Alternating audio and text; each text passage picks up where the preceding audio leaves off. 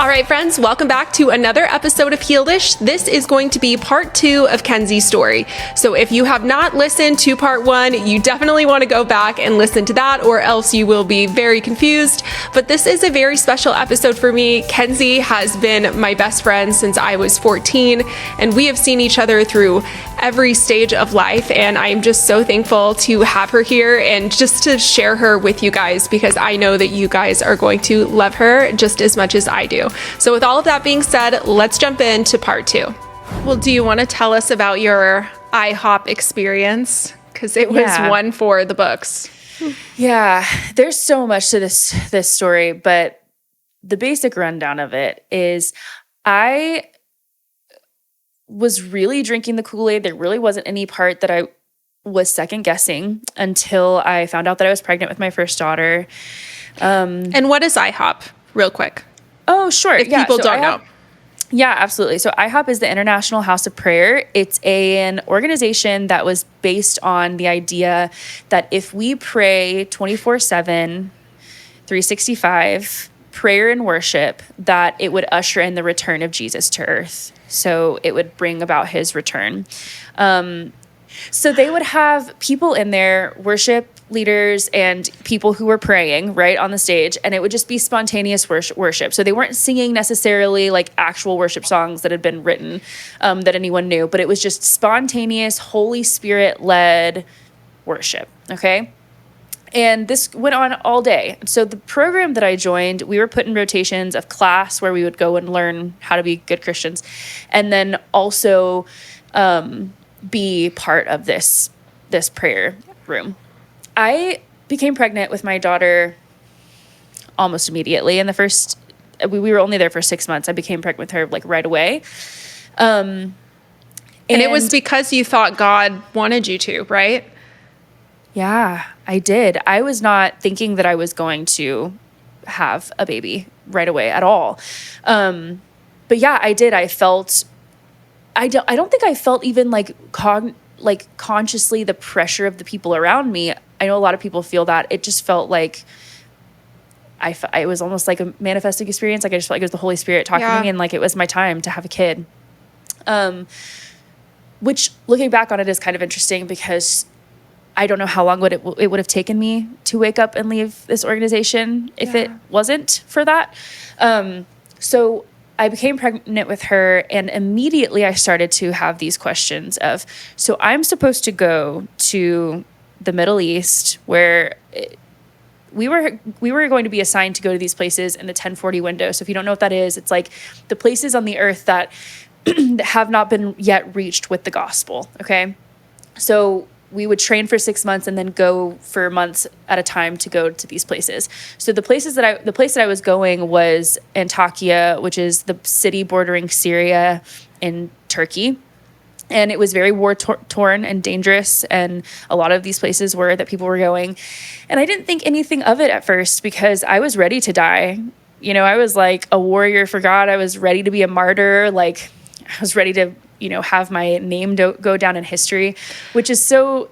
Go ahead. Yeah, which reminds me of the Teen Mania Shiny Happy People, on how they were raising up the people from Teen Mania to believe that they were going to be martyrs and that you should be so lucky. So spoiler alert, guys, but I got one of the people from Shiny Happy People, Corey, who was on there, and I think his episode's going to be coming out right after this one. So I'm excited. We'll definitely talk more about the martyr mentality, but I also had prophetic dreams where I thought that this was my destiny in life, was to die for Christ. Yeah. And when I watched that documentary, I was like, wow, I thought that I was brainwashed into thinking that I was supposed to be a martyr. What these kids went through is next level. However, we all still carried that same feeling. We all still felt like this was our calling, was to basically die, or to be very prepared to. So when I became pregnant with my daughter, I just started to really question that. And it was just like this immediate veil lifting experience. I mean, I just started to see things differently and question things a lot. And a lot of it was internal at first. But when I started to express my doubts to my ex-husband, his response was out of fear, right? Yeah. He was afraid because he's like, what do you mean? You know, we gave our entire lives to this and now you're questioning it. And that was the first time that I said out loud in that conversation, I said to him, I was like, maybe I never wanted to do this in the first place. And it was the first time that I had voiced like, sorry, I'm a little bit sick, so if you guys keep hearing my voice. But it was the first time that I had said it to myself, even because I had really believed, like, let myself believe that this was my dream because I wanted to be the Christian that I wanted to be and give my life to God in this way. But it wasn't really what I wanted. And I also didn't want my daughter to go through that. I didn't want my daughter to live this life. And I didn't want her to feel the fear that I felt or the pressure that I felt or be in very real danger that I was about to be in. So and you were up late at night. That was like a big part of it too. I remember because they were doing these shifts of prayer as you are pregnant, going through your first pregnancy, you are taking shifts in the middle of the night for the prayer room, which is crazy. And I wasn't, so fasting was a part of our program. When I became pregnant, I will say they didn't force fasting on me, or it wasn't something that I was necessarily required to do, but they also didn't discourage me from fasting. So there was like this underlying it's like feeling of, well, but if I was like a really good Christian, like I would, right? Yeah. And so, you know, food was not a thing. We were super poor. We had no money. I was pregnant. I was sleep deprived, for sure. And I was taken into a room with the leadership after they found out about my questions and my feeling like maybe I didn't want to go on the trip and I was anxious about it. They asked me what I was feeling. And then they said that they were just going to pray for me. They're like, okay, it was 3 men. I don't remember who they were. But they were higher up in leadership. And they're like, we're just going to pray for you. And I was like, okay, you know, and they proceeded to lay their hands on my body and one of them on my stomach with my unborn daughter inside and prayed that the demons of fear and doubt would be released from me and that my daughter would have the privilege of being a martyr. And I left that room so disassociated from my body. And immediately I found myself in the prayer room because it was my rotation and I was sitting there by myself and I had no one on my sides in the pew. And I just sat there listening to this worship music. And I was like, Jesus, the only person that feels real to me in all of this right now is you. And none of this looks like who I've always thought that you were. And so I need you to show me what to do because I don't want to go. And I don't feel like what I'm seeing is you, but I'm also confused. Like I was very, very, very confused and vulnerable. And no one was telling me that I was right to feel that way. And so I ended up going. I went on this trip overseas. We were not allowed to tell anybody where we were, you know, exactly. We weren't allowed to, you know, it was like secret mission. Can't tell anybody where you're going. So freaking I remember stupid. that. And before you go on, I just want to say, like, I was getting so emotional as you're talking about that because the idea that these men would put their hands on your body in a closed room, which I'm not saying that's their intention. Okay, but if people aren't aware, IHOP has really had a bunch of scandals and has been taken down because the head of IHOP, one thing that we now know is that he was telling minor girls who were 14 that God was saying that they were going to be his future wife, that his wife was going to die and that these 14-year-old girls were going to be his wife.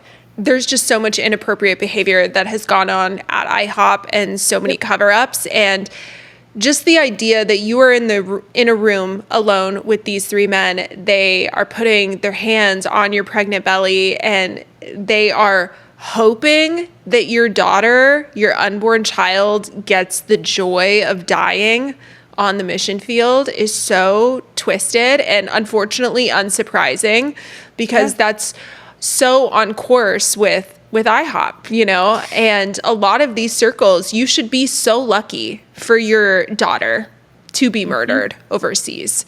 And that horrible and how image. delusional and detached from reality and aggressive is it to pray that over a woman who, first of all, I was 19 years old.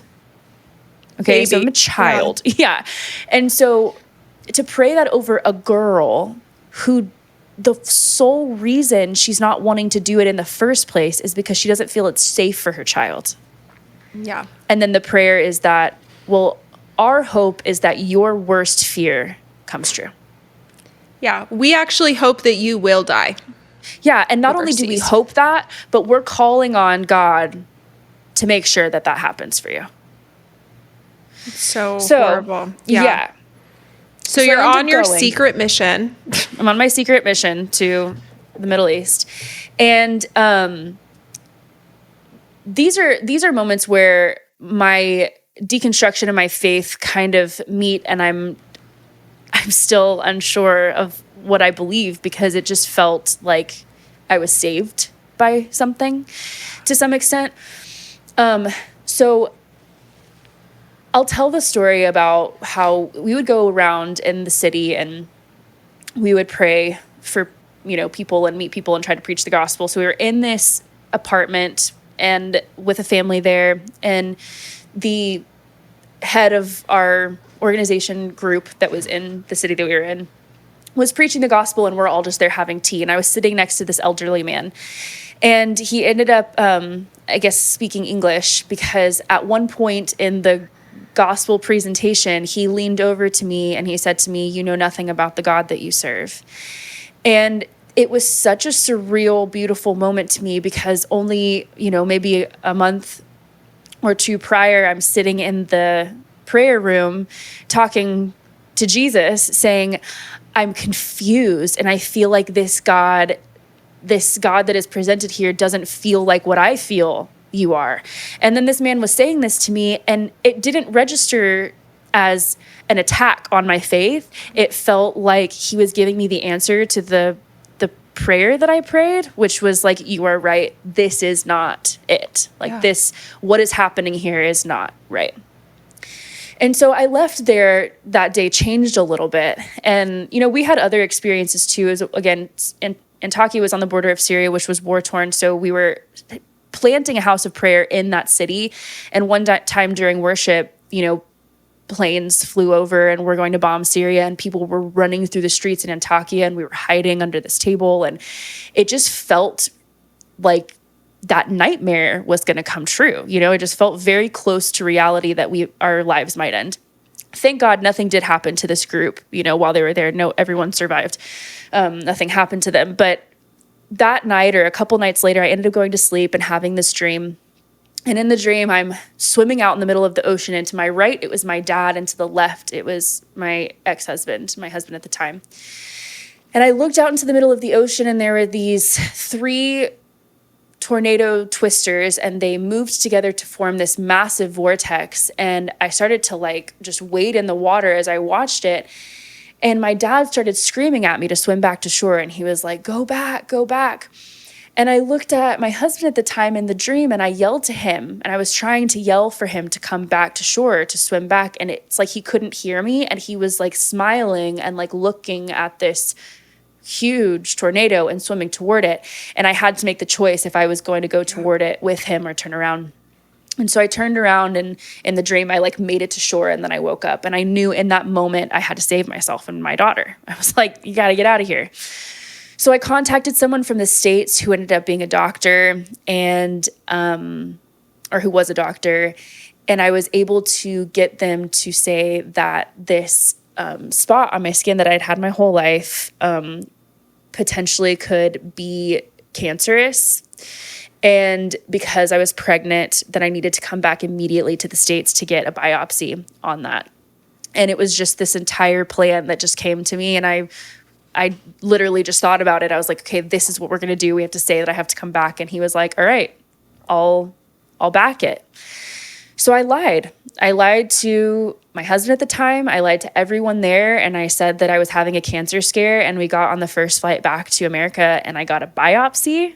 To this day, I had never even told most people that was not true.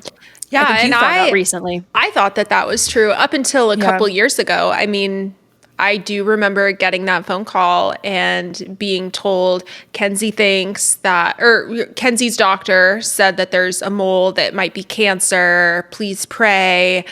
So I mean, that was the story for why you guys came back. And in hindsight, I love this story so much that you had the wit to get out of this, because it was so dangerous. And I love my niece, and I know that everybody ended up living, but like, who knows? You don't know I really do believe that dream was from God or the universe, and that you needed to come back, and I can't imagine if something had happened to my niece, and your daughter, and I just am so thankful, but I can't imagine how scary that was for you to feel like, okay, now it's time. I need to come up with a plan. How do I get out of this? Because it wasn't something that you could just leave. And I think what people don't understand is that one, it would be so frowned upon to just leave. But on top of that, you're fundraising.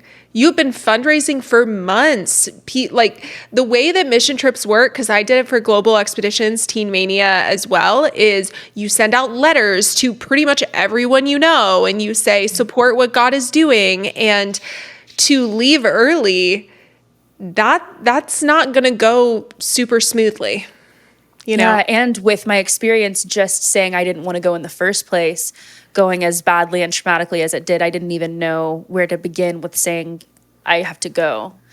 And I'm grateful too. And I left that place feeling like that was going to be my secret forever. Yeah. I didn't know that I was going to get a divorce. I didn't know that I was going to completely deconstruct. I didn't know any of these things. So I just knew what I had to do in that moment, and I did it, and I was okay with that. I was okay with being like, and I lied, and that's where we're at with it.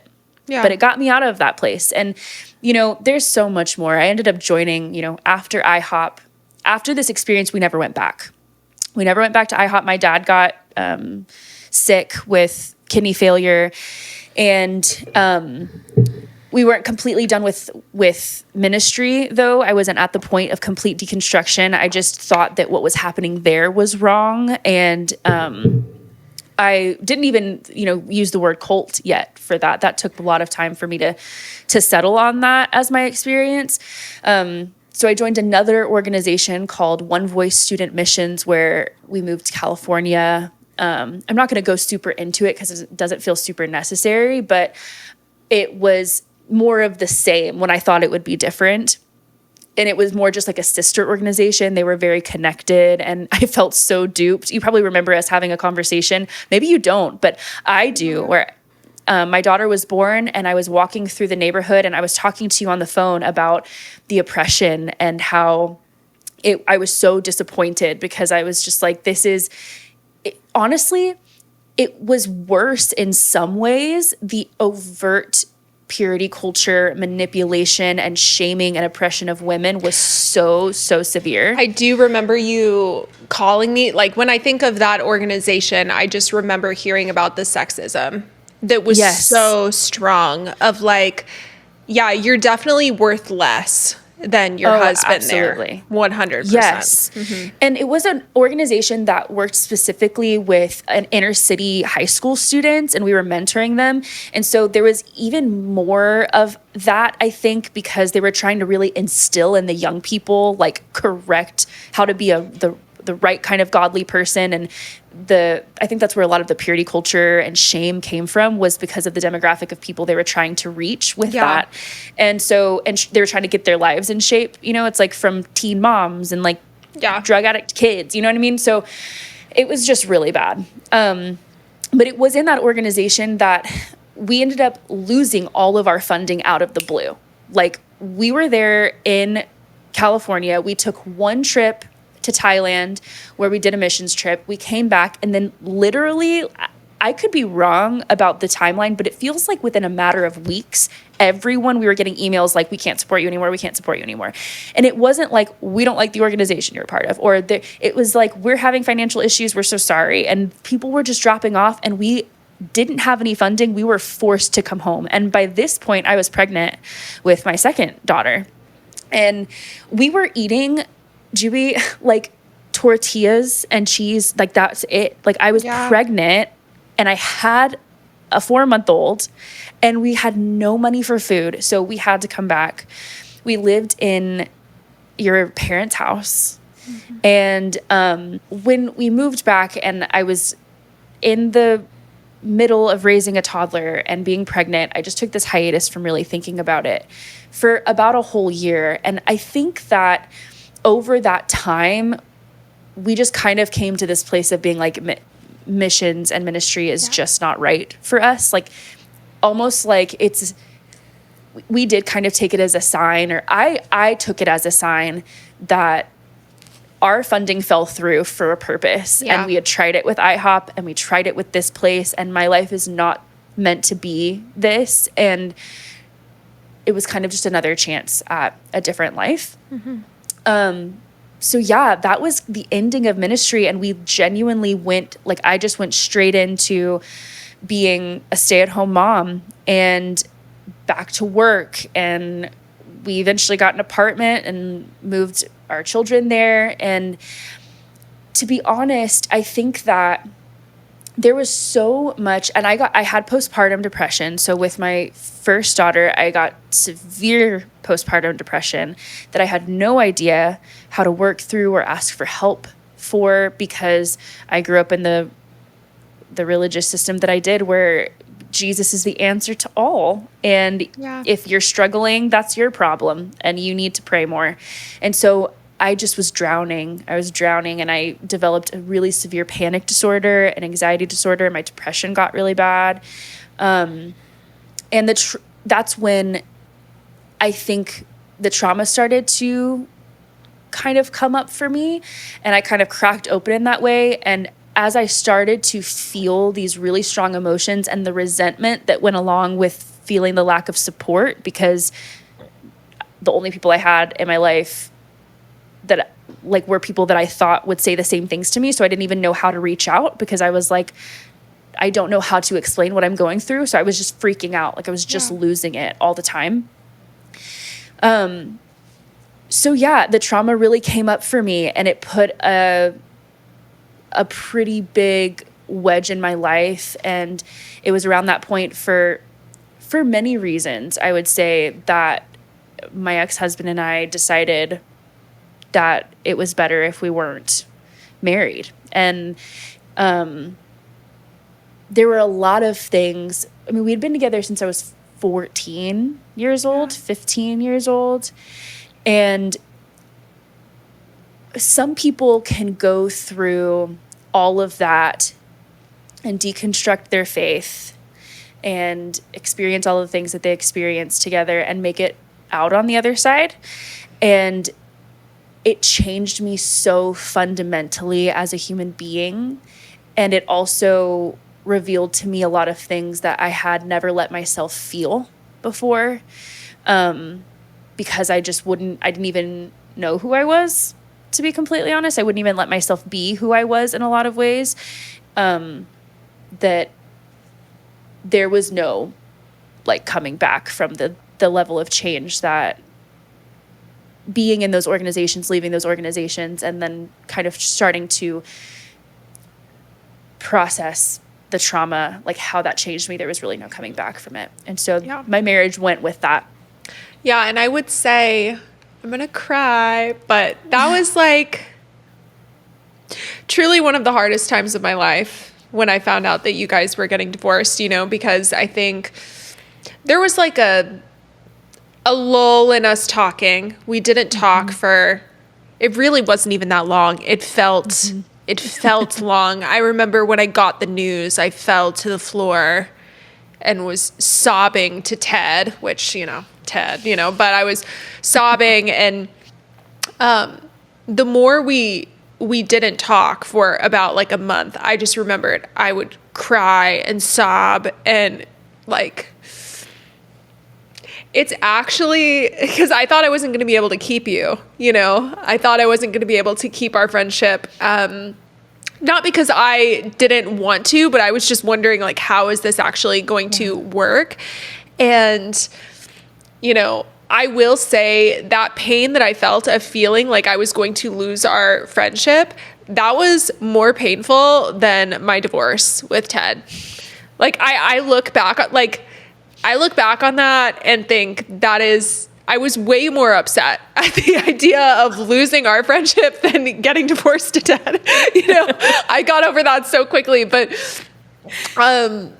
you know, I'm so thankful for our friendship because I think, you know, like you said, you fell in love with our family, and my sisters love you. We adore you. And, there was just something so special there, and this fear that I had of, oh my gosh, am I going to lose her? And it has just been so great that we've been able to keep each other. And, you know, we've reiterated that so much that we got to keep each other, you know, and now we have a podcast together. And I remember when Bran met you for the first time, we were at my parents' house, we were having a game night. And you met Bran for the first time, and I was so into him. I had been dating him a few months, and it was so weird. You looked across the room from him. I didn't even tell you, oh my gosh, I'm so in love or anything. I mean, maybe you could tell and you knew, but I remember you told him, being a part of this family is so special. And you kind of told him that you thought he belonged. I forgot your exact words, but you said, you know, like, welcome. It's such a gift to be a part of this family. And I just lost it. And I don't even remember if I told you this, but after you left the room, you know, Brandon and I had been dating and we were in love and we had said that. But after he talked to you and after you said, you know, this family will love you. And he ended up crying and telling me, let's do this.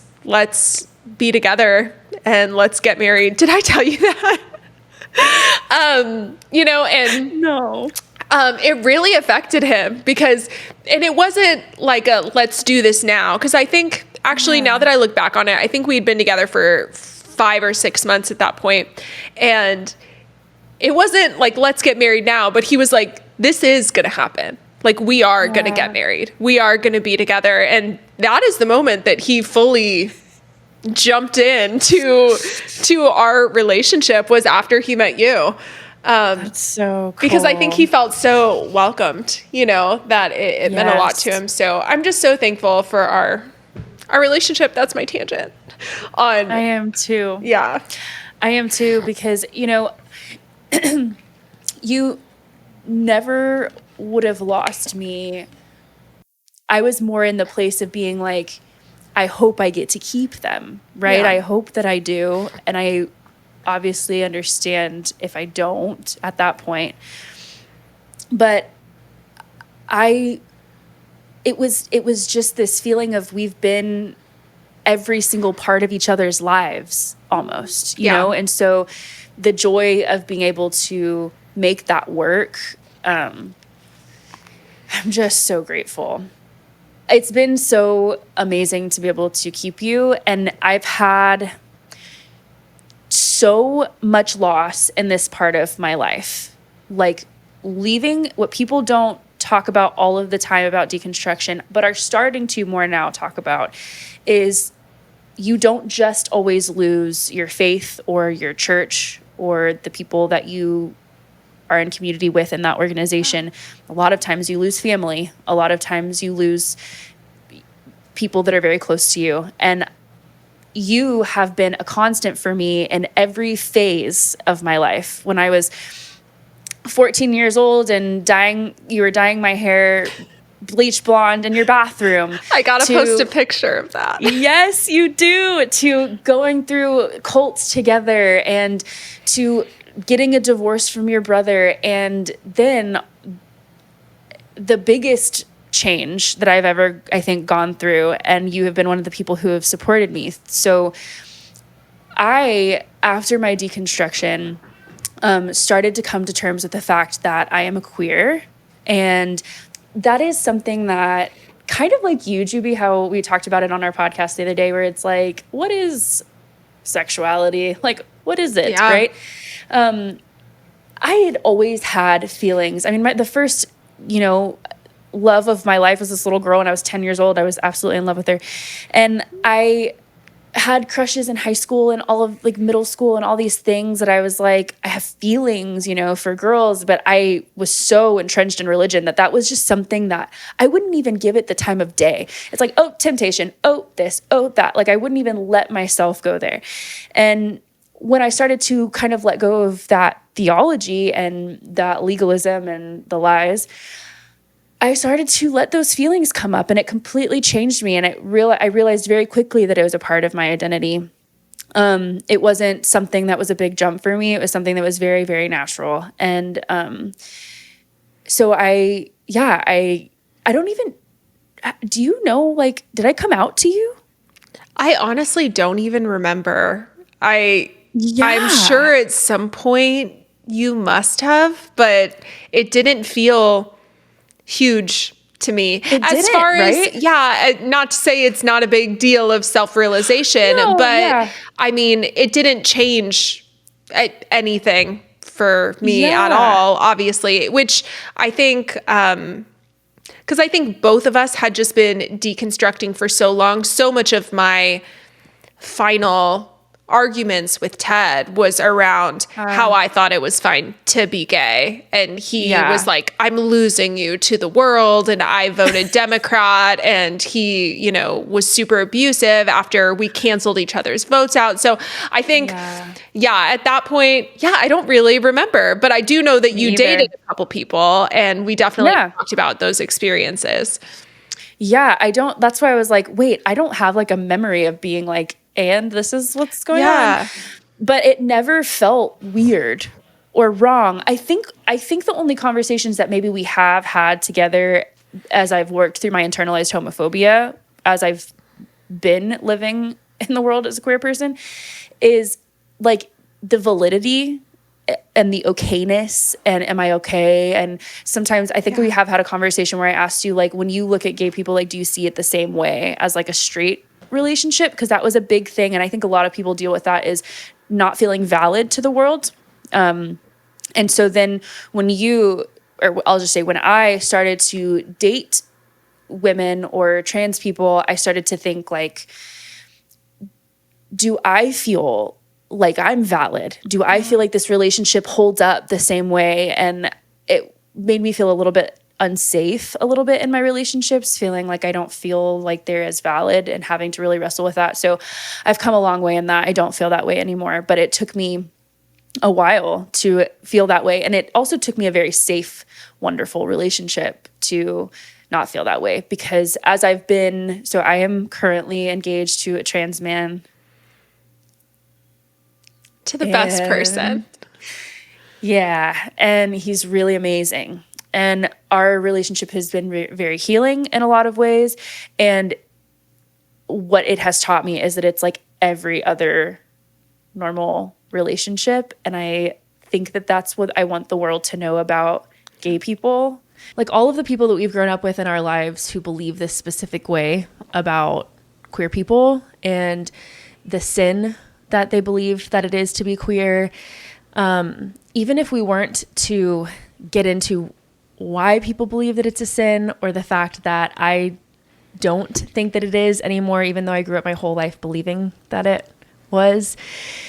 Like we could get into the theology behind that. And like, I think what I'm exhausted from though is trying to do that with people and trying to explain to them why I don't believe it's a sin. And it's almost become less important, even though that is obviously what I want. I want people to not view, this love as a sin. The people who love people of the same sex, or just are queer in general, as living sinful lives. It's so exhausting to do that because you're so ingrained in that belief system. And so it's almost like if we could just show them that how normal we are. Like if they could just be a fly on the wall, like I genuinely believe that if every person who thought that this lifestyle was so crazy and taboo and wrong could just like live in the house of a queer person for a little bit, they would actually see the similarities between their life and the life of a queer person. I think that they get caught up in this, oh, it's so taboo and so weird, which I think is, if we're going to get into it, like how weird is it that we're thinking about how weird it is, like that people love each other? I know this is kind of like a little bit off topic, but my fiance and I talk about this a lot, and people in the queer community talk about this a lot, but it's like the sexual aspect of queer relationships, people get hung up on a lot. It's the reason people think that queer relationships are wrong is that there's a sexual component that they think does not fall under the umbrella of God's grace or design. And I would say maybe stop thinking about what people are doing in bed together, because kind of weird. Like I'm like, whenever my family's like, that's, it's wrong. I'm like, okay, why are you thinking about that? Like, why focus on this one aspect of a relationship and that we don't focus on in any other relational dynamic ever in the context of, loving relationships? We don't focus on their sexuality. We don't think about it. But when it comes to queer folks, that's the main thing that people think about and think that is wrong. So if you could see all of the other aspects of our lives, you would realize that it's just a normal relationship that ebbs and flows and has conflict and resolution, and you are literally buying groceries and going to work every day and raising children and, working through trauma together. And it's just a very normal way of life. And I think that a lot of queer people feel that way. When I talk to my friends in the community, they're like, we're just out here reading books and going to bed at 9 p.m. We're like, everyone, it's like, it's just the normal. Big, scary lifestyle. Yes, exactly. And so that's what I would want. And I think what's been so hard for me is how much I've lost because I've now been viewed as this person that is so just wildly different from who I was when I was in a heterosexual relationship, when I was a missionary in the Christian church. And while a lot of things have changed, right? So many things have changed. The core of who I am is the same. And so I actually ended up losing like so much of my relational dynamics in my family. So I'm an only child. I was raised by my dad. My mom was not very present in my life growing up in the way that a mother typically is, because she struggled with addiction. My dad also struggled with addiction, but he ended up getting full custody of me when I was 7 years old. And he kind of lived an active, functioning addiction. And then my mom, wasn't able to do that. And so he and I had this like best friendship that I talked about earlier, where we were just like so close. And when I came out to him, his initial response, I think, was coming from a place of like maybe shock and surprise, but he responded to it way better than I thought he would. So we were actually like on a skiing trip. My dad and I go on a skiing trip at least once a year, sometimes 2 times, 3 times a year. And we were on one of these trips and it was just the 2 of us. And I was super scared to tell him because I was like, if this goes horribly, like there goes the rest of our trip. Like it's going to be really awkward. But I told him over a beer one night, and he basically said to me, like, who am I to judge you? Like, I have stuff in my life that, people would judge me for if they knew that you know about, and you don't judge me. And so I feel like I can't treat you any differently than you've treated me in my humanity. And so it was this beautiful moment, but something like in the pit of my stomach was just telling me, like my intuition or whatever was telling me this isn't going to last. And I didn't want to play out that negative scenario in my mind. I was hoping it was just my anxiety that was saying that. But turns out I was right. Like as time went on and my dad didn't have to just know that I was queer. He had to experience my queerness and experience how that played out in my life with my children. And I'm now, in a queer relationship where I'm engaged and getting married. Yeah. That has just caused a huge divide in our relationship. And he's avoidant.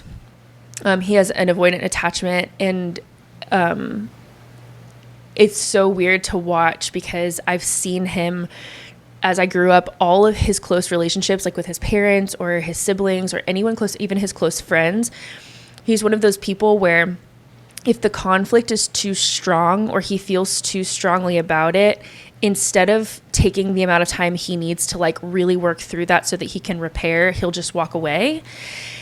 And of course, that was my biggest fear telling him, but there was also something in the back of my mind that I was like, there's no way my dad could ever just like let this relationship go. I'm his only daughter and he literally gave up his entire life to raise me. There's no way.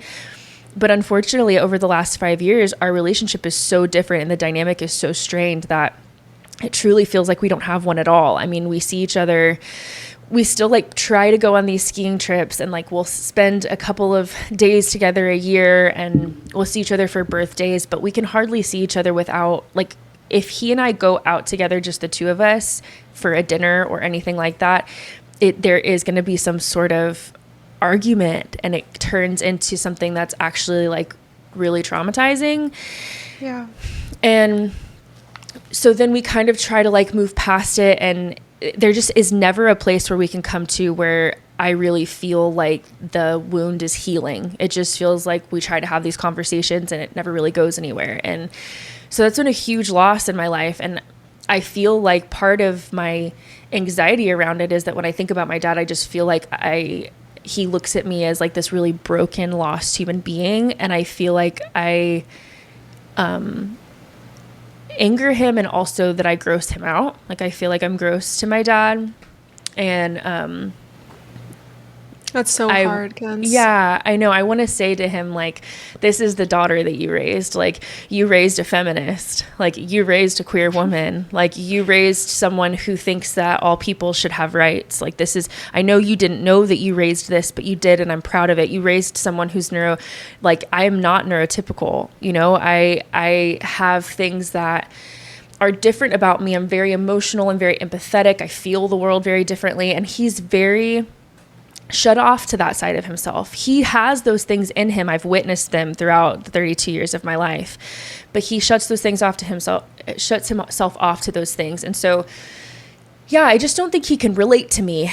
And, my mom, while I would say like politically and like socially, she's a little bit on the fence when it comes to things like this. When it comes to, queer people, she's really tried to open her eyes, and she loves my fiance. Like that was one of the big things for her, is that when she met him, she was really weirded out about our relationship and was just like, I don't know how I feel about this. And then she would even say to you, anyone, as she got to know him, she realized like, she fell in love with him, and she's like, I just adore him so much. And it has opened her eyes a little bit more to the rest of, the community. So I would say in that way, I'm really grateful, but it is also different because I should be so grateful to have a parent that is at least supportive of me.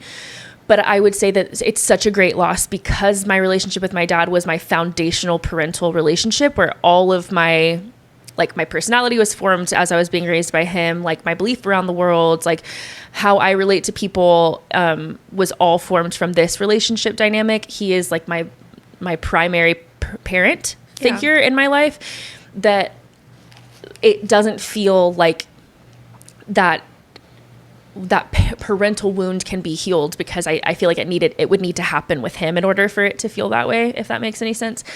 So that was one of the greatest losses. And then I lost, my status and all of my Christian family members. A lot of my family members became Christian because of me and because of the life that I chose as a missionary. And so that's been really freaking weird, because it's like, here I was like pioneering this Christian path. And a lot of my family members, especially on my dad's side, kind of followed after my footsteps. And then when I kind of took a different turn, and changed my mind about a lot of things, that all of those relationships have gone, with my change. And so I feel like with I stand with so many other queer people who are like, we have our chosen family, I definitely feel that. And there's definitely something to be said for that.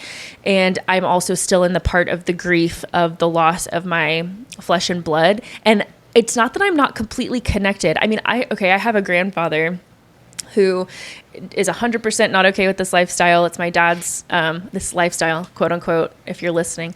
I'm being, that's ridiculous. It's not a lifestyle, but that's what he thinks it is. And I remember telling him on my 30th birthday, he's very sick, and it's kind of like every year we never know if we're going to have another year with him. And so on my 30th birthday, he came to my birthday party, and I sat him down and I said, okay, now's your chance. Like, I need to hear from you. Like, tell me everything that you feel about me, And I was like, things that when you die, like, you are going to, like, I'm going to want to know what you feel, and I want you to have a chance before you die to say the things that you want to say to me.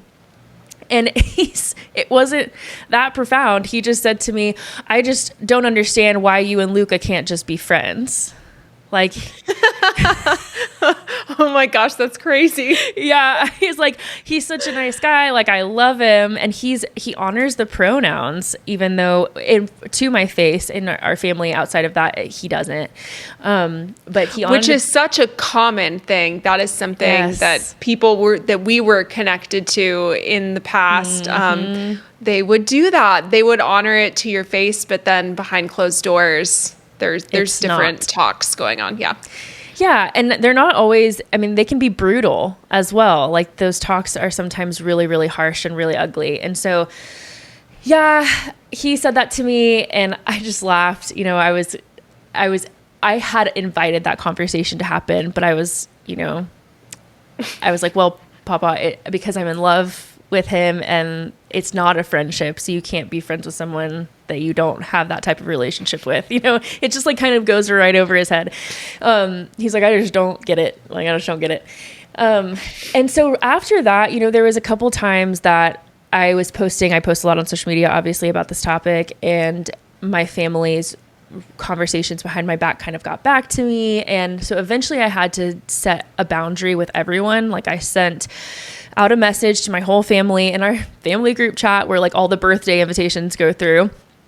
And I was like, hey, like, hey guys, this is the boundary. I will not be receiving any phone calls to talk about my life and my personal choices. I'm no longer opening myself to your criticism about my life or what you think my life choices should be or shouldn't be.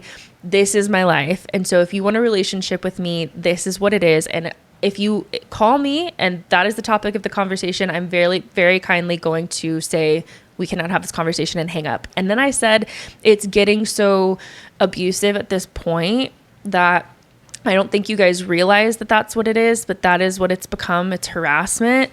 And I said, so if it continues and it cannot stop, I'm going to have to put distance between myself and these relationships. Like, I cannot do it. Right.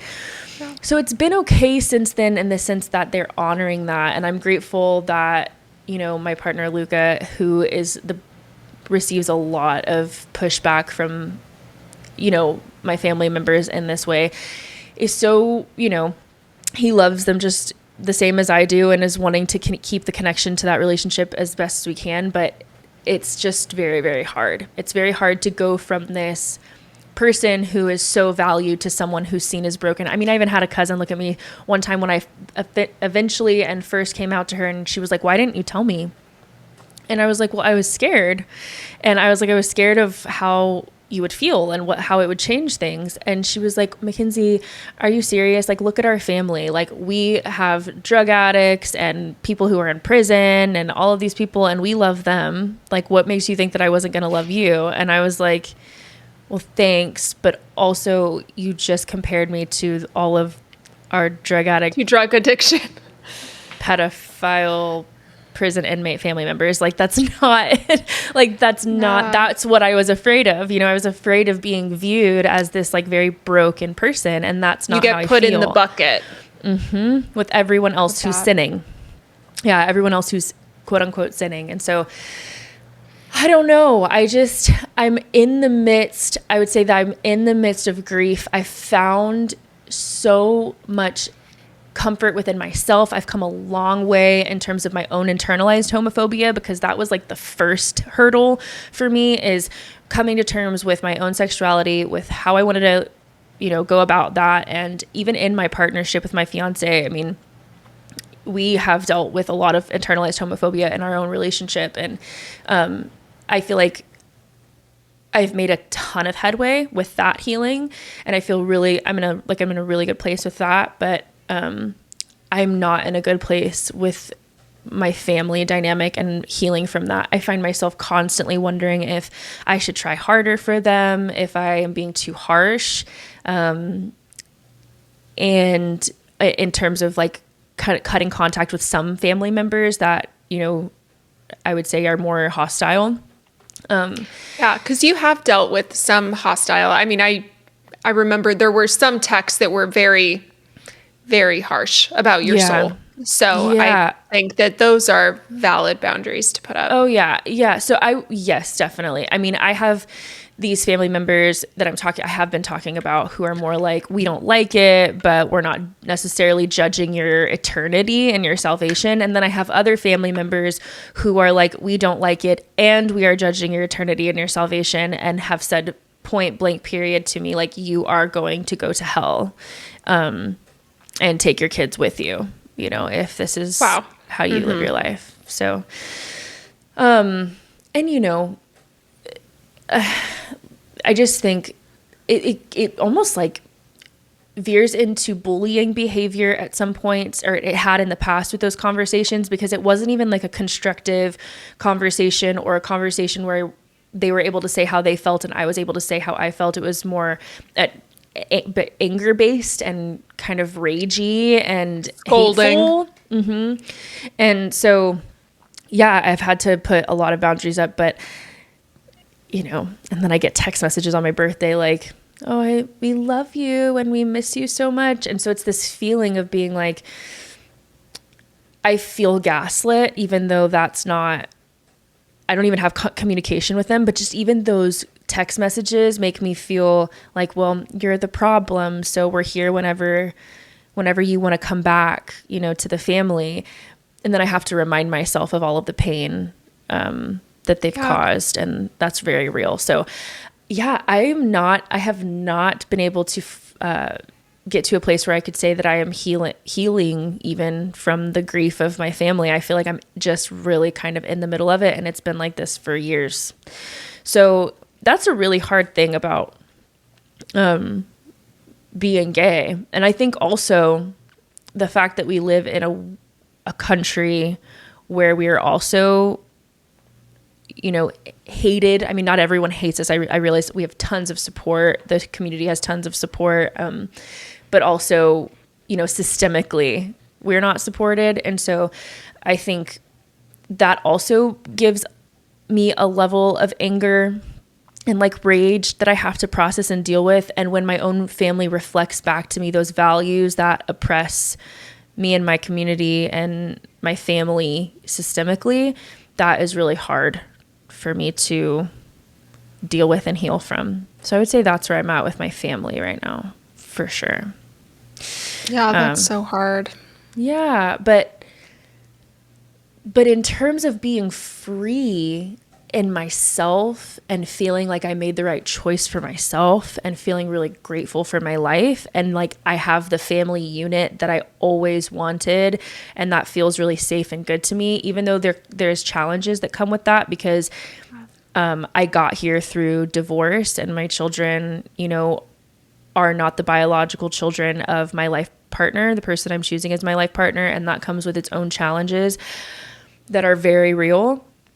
I still would say that if I had to go back and do it all over again, I would hope that I would end up here in the same place. So with all the grief and with all the loss, it doesn't make me question my choice. That's for sure. Yeah, definitely. What's helped you heal the most coming out of IHOP and just these religious systems in general? What has helped me heal the most is, this is gonna sound so cheesy, myself. I'm ready for it. Myself. And I don't even know how to explain that other than I think my biggest issue when it came to cult behavior is that I constantly looked to other people to define my healing and to tell me how to heal and to give me a roadmap to salvation and all of those things. And because that was my reason for even being part of that system, I think in the first place, is my lack of self-trust and my need for stability and security outside of myself. The medicine for me has been trusting myself. And so I've let myself do a lot of searching and questioning. I've given myself complete freedom to think about other religions and other faith-based practices or spiritual practices, and tried things out. And the guidance for me has been what feels right and not what other people are telling me. And I've had to learn, like, there's been times where I'm like, okay, well, I'm going to try this thing. I'm going to get involved in it, do this spiritual practice and see if it like resonates with me. And I'll do it for a while, and there will be things that I like about it. And then I'll start to get this gut feeling, and I'm like, you know what, this doesn't feel exactly true. And then I'll take a different, I'll go walk through a different door, and letting myself be free to do those things. And I think the biggest reason I was afraid of that and even have some moments of fear in the exploration of that now is because I was so susceptible to like dogmatic belief that I just get afraid that I'm going to get wrapped up in one thing again and like give my life to it and just like become a cult in like a different area, or join a cult in a different area, or, I don't know. I'm like, am I just forever a cult member? Like, is that just my personality? And I think that was my fear coming out of the church, but I've proven to myself, and I continuously prove to myself, that I am completely capable of exploring, the world and spirituality and my inner thoughts, and letting myself have that without, falling prey to some crazy system over and over again. It's been years now of me exploring, and I've yet to settle anywhere. And I think that that's a good sign. I think it's a good sign that I haven't put roots down exactly anywhere. I keep my mind open. And so I would say trusting myself has been the biggest healer for me, because I've always had to look to other people and trust other people. And now I'm realizing that in my 30s, I guess, is really when I'm starting to kind of come to this conclusion, is that I'm trustworthy and I don't have to have someone else tell me what to do in order to feel like I'm okay. Oh, that's so powerful, because that's the whole point of cults, really, is to deny yourself and to just buy into whatever is being sold to you. And it's hard to feel like, to even give yourself any credit, because you're taught to not give yourself any credit in your life at all. And this is kind of a tangent, but I remember, and I might ruffle feathers, okay, but when I got, and I've never really talked about it publicly because I'm afraid people will misunderstand me, but whenever I post about having left head and stuff, people will comment and say, oh, thank God that he got you out of that. Oh. Thank God that God saved you from that relationship and all of that. And even at the height of my belief, those comments still kind of upset me because I'm like, actually, I did that.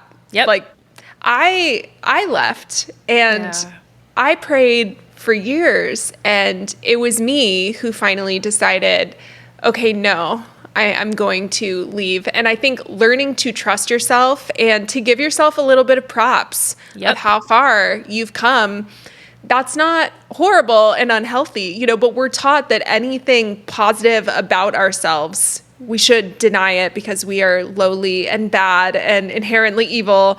So I feel like you saying myself, that just shows how much you've healed to be able to, and chills when you said, I've learned I'm a trustworthy person, because I think in these systems, you're just taught to not trust yourself at all. Yep. You're inherently untrustworthy. So to get to a place where you truly believe that and you feel like you can trust your gut, and despite the fact that you've gotten so much pushback from your family, which has been so heartbreaking to witness, because like, I get it. It's so familiar in these circles, and so many of us who are coming out of high control religion deal with it on some level with certain people in our lives. And I know I have with my cousins. Yes. And, I mean, it's hard because you go from, just like you were saying, you go from being the golden child, or you go from being the one who's the light in the family, to all of a sudden you are just super lost and disappointing. And it's really that's sad. Hard. People look on you with pity. Yeah. And I had felt that with like my cousins, in a way. So it's hard to really feel like your dynamic in the family has shifted. But I just love Luca, and I love your kids, and the life that you have built for your family has been amazing to witness. And your kids are just the best thing in the whole world. And I'm like, yes, I'm biased. I love my nieces, but they are so emotionally intelligent, and it's really healing to see kids being able to be raised without fear. Yeah. So what has that been like for you, to be a parent and decide how you want them to experience the world as much as you can control? Yeah. I don't know if this is just the personalities of my children, which would be interesting because they're both very different and they have different personalities. But what I have seen in parenting them from a place of guiding them as a support system and a protector, but not as the controller of their life, is that they also are trustworthy. And that has also been very healing. Like, I watch themselves trust themselves with the decisions that they make. And they're just 10 and 11, but I see them go out into the world and they genuinely are there are now really good humans, and every year they are still good humans. And I think like that's what a lot of people say. They're like, I just want to raise people to go out into the world and be good, right? Like, be good to themselves and others, and to be empathetic, but also have boundaries and to put themselves first. A lot of Christians wouldn't say that, I guess.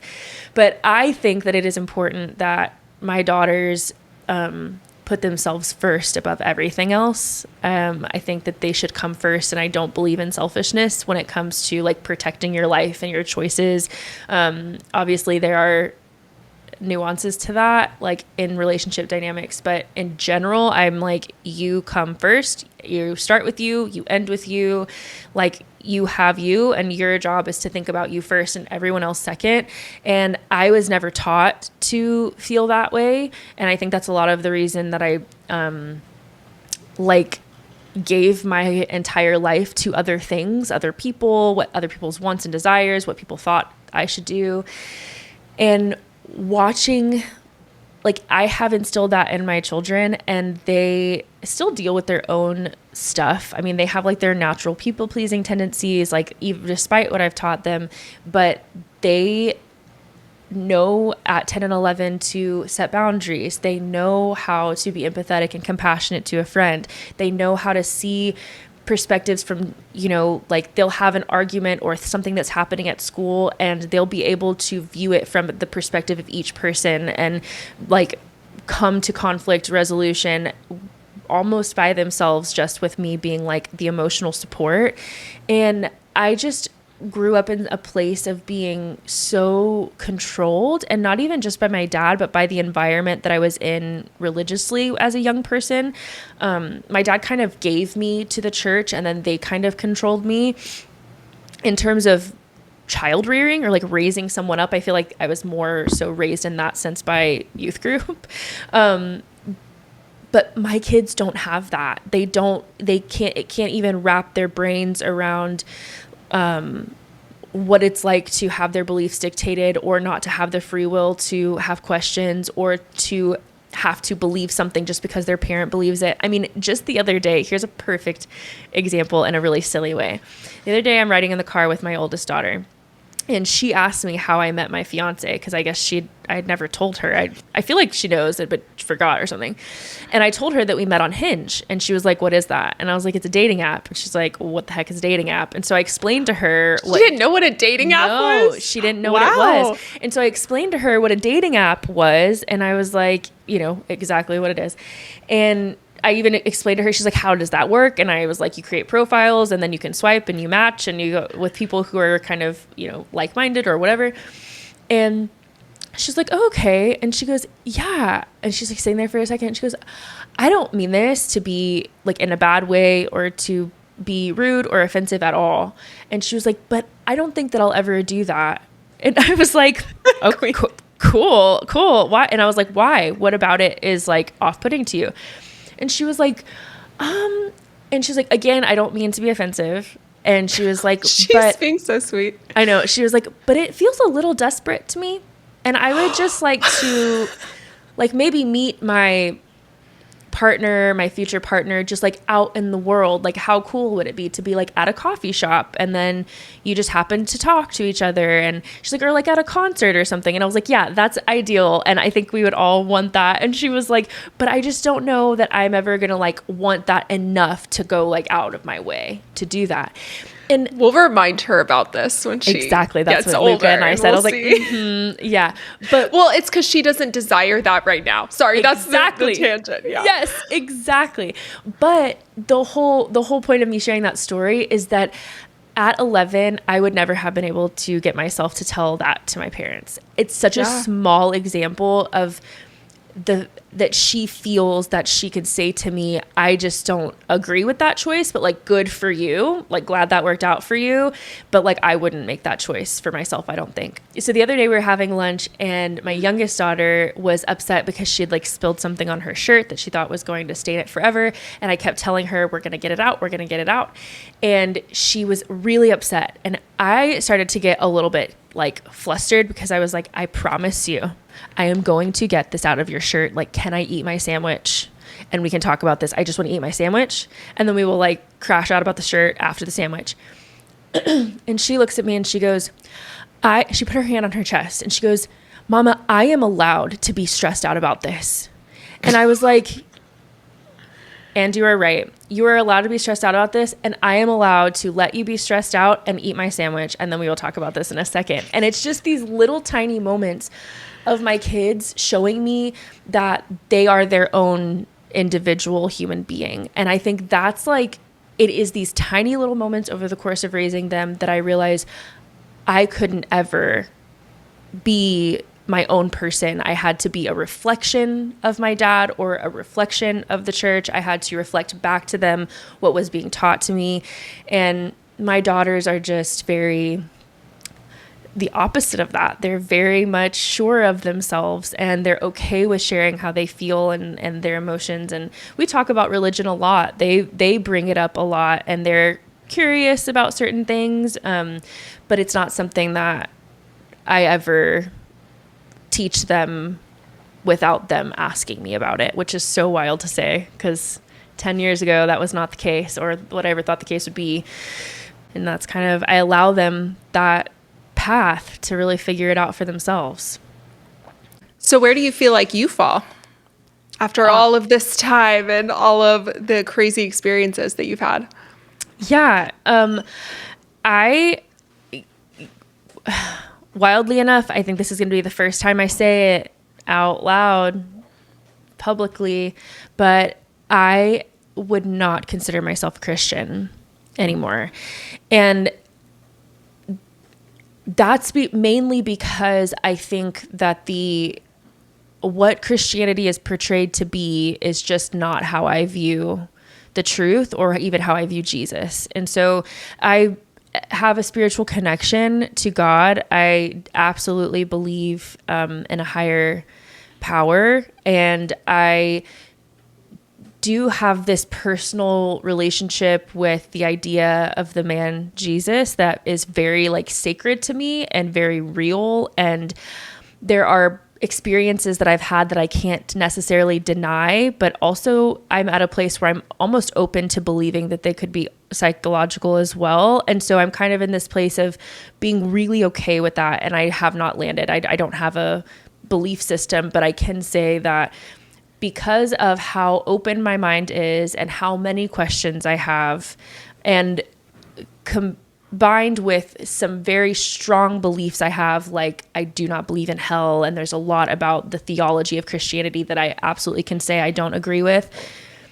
that I'm forced to say, I think that I am no longer a Christian. I don't think that I can honestly say that in a way that would make sense to anybody at this point.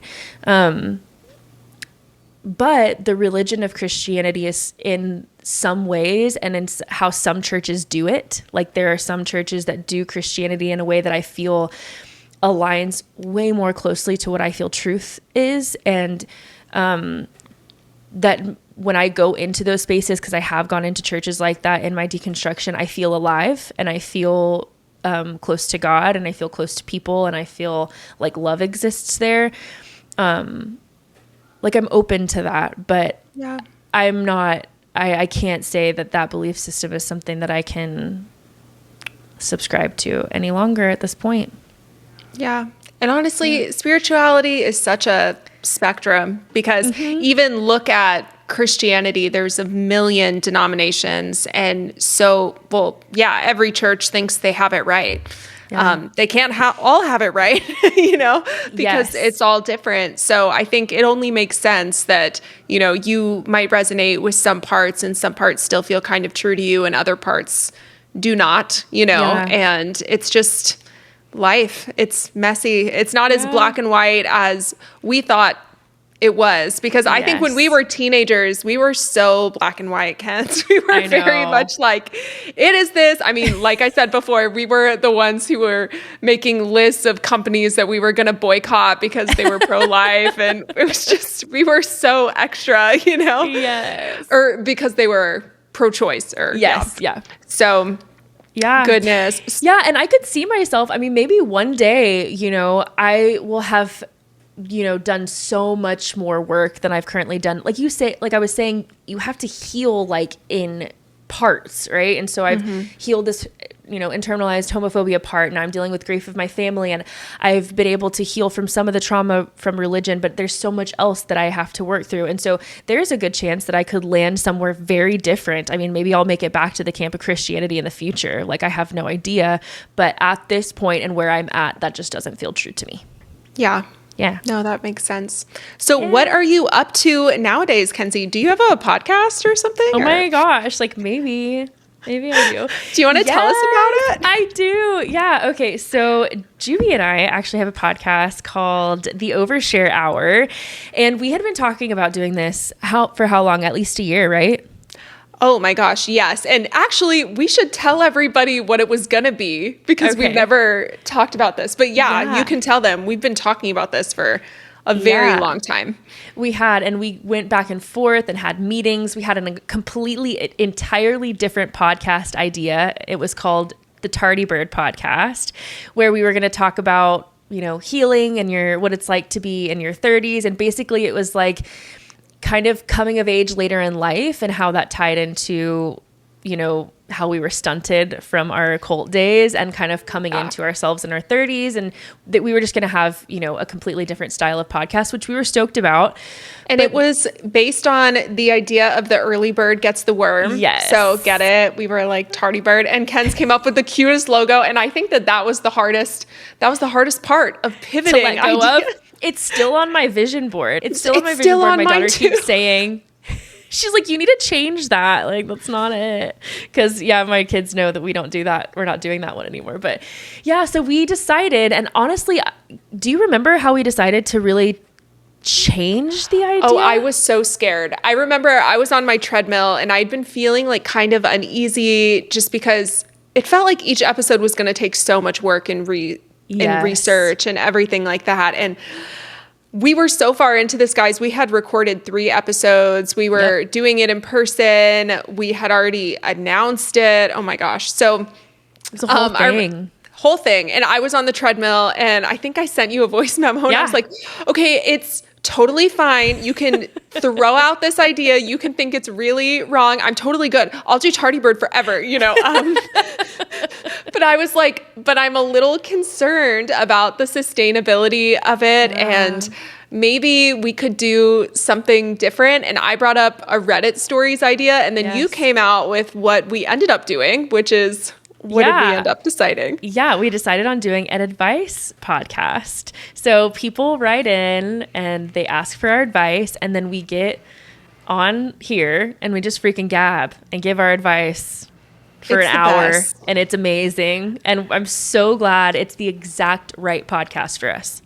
It is. And probably my favorite book of all time is Tiny Beautiful Things, which is about an advice column. So when you said that idea, I was like, that's it. That's what we're going to do. It's going to be perfect. And it has been so much fun because we just love reading y'all's stories and getting to give advice and everything. Yes. And it's so nice to be, I don't know, for part of our work to be hanging out each week.